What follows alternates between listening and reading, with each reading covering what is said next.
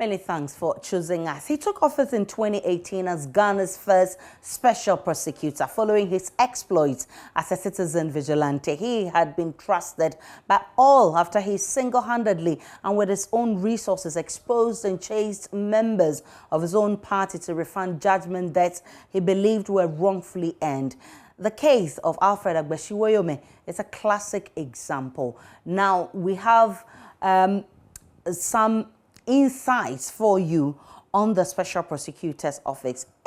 Actual expenditure from 2018 to 2020 stands now at 30.5 million, and that was supervised by former SP Martin Amidu.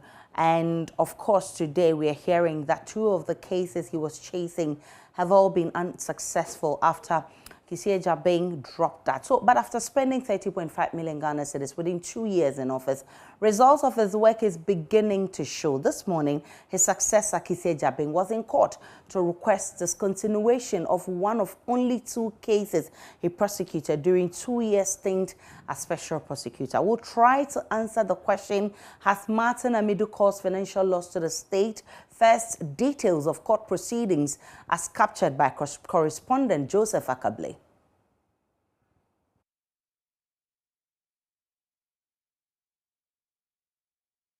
The special prosecutor on Monday informed Justice Efiasa Aribotwe of the decision of his office to discontinue the case. He explained to pressmen that this was after a careful review of evidence that was available to him. He makes the point that the threshold required for the state to prove its case beyond reasonable doubt will not be met should the matter remain in court. When I assumed office, we have further scrutinized the docket, and upon the available evidence, we deem it that the Republic will be unable to prove its case based on the standard of proof required in criminal cases, that is beyond reasonable doubt. We will not be able to do it. And secondly, it appears certain that it will suffer the same fate as the first one, which is similar to this one, which was dismissed on 7 May 2021 on an application of submission of no case to answer. It will be a complete waste of time if we were to open this case further and go to the length where it will only be dismissed on the submission of no case to answer. So having re-examined the docket, gone through it, we've taken this decision. So as it stands, there's no charge against Honorable Mahama Ayariga. The MP's legal team make the point that when the disclosure was carried out by the Office of the Special Prosecutor, they became aware of evidence that clearly showed that the MP had not committed a crime with regards to the importation of the luxury vehicles and what exactly had happened. The processes of discovery, the prosecution gave us the evidence they intend to rely on, including letters from Societe Generale. And in those letters, Societe Generale made it very clear that this is a car loan. It is a loan, contract, payable through deductions from the salary of the Honorable MP. And there are evidence that the bank had already started the deduction. So on this basis, it was just inconceivable to proceed with this prosecution. And so, it has not come to us as a surprise. What this means is that there is currently no case pending in the court against the Boko Central MP, Mahama Ayariga. Reporting for JoyNews on the Law Court Complex, my name is Joseph Akable.